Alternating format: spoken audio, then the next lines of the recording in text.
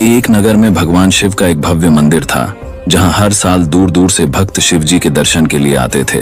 अचानक आसमान में बिजली कड़की और सोने का एक थाल नीचे उतरा। उसी समय आकाशवाणी हुई, जो भी भगवान शंकर का सच्चा भक्त और प्रेमी होगा, वही इस थाल का हकदार होगा। मंदिर में मौजूद सभी लोगों ने यह भविष्यवाणी सुनी।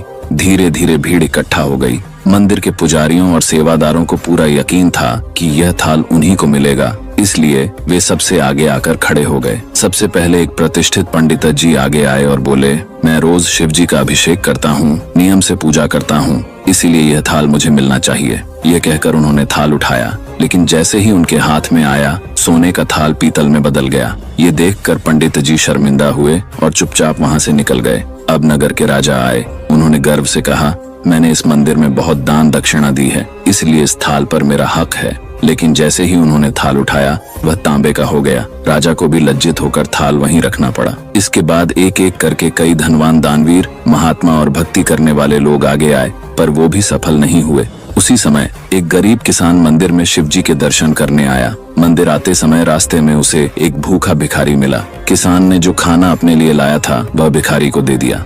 उसने थाल की भविष्यवाणी के बारे में सुना तो था, लेकिन इस ओर कोई ध्यान नहीं दिया। वह सीधे मंदिर में जाकर भोलेनाथ का पूजन करके बाहर निकल आया। उसी समय एक व्यक्ति ने पीछे से आवाज लगाई, भाई तुम भी एक बार थाल उठाकर देख लो, शायद तुम ही सच्चे भक्त हो। किसान हंसते हुए बोला, मैं तो कोई विशेष पूजा पाठ भी नहीं करता, महीनों में कभी कभार मंदिर आ पाता हूँ। वह व्यक्ति बोला, हम सबने कोशिश कर ली, लेकिन कोई सफल नहीं हुआ। अब तुम भी देख लो, भले ही थाल सोने का न रहे, पर तुम्हारी भक्ति की सच्चाई तो पता चल जाएगी। लोगों के बार बार कहने पर किसान ने थाल उठाया, और जैसे ही उसने थाल को हाथ लगाया, वह चमकने लगा। सोने का थाल अपनी असली रोशनी से दमक उठा। लोगों में हैरान हो गए। सभी किसान की जय जयकार करने लगे। किसी ने पूछा, भाई तुम जरूर कोई खास पूजा पाठ करते हो, जो महादेव तुमसे इतने खुश हैं। हमें भी बताओ कि तुम कैसी भक्ति करते हो। किसान मुस्कुराकर बोला, मैं कोई खास भक्ति नहीं करता, दिन भर खेतों में काम करता हूँ और जब भी मौका मिलता है जरूरतमंदों की मदद करता हूँ, बस यही मेरा जीवन है।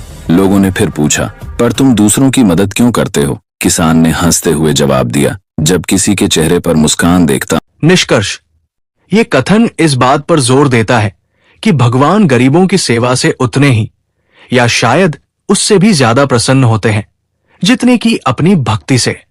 इसका अर्थ यह है कि जरूरतमंदों की मदद करना, उनकी देखभाल करना और उनके प्रति करुणा दिखाना भक्ति का एक महत्वपूर्ण और शक्तिशाली रूप है। यह विचार कई धर्मों में पाया जाता है, जो सेवा और परोपकार को आध्यात्मिक उन्नति का एक अभिन्न अंग मानते हैं।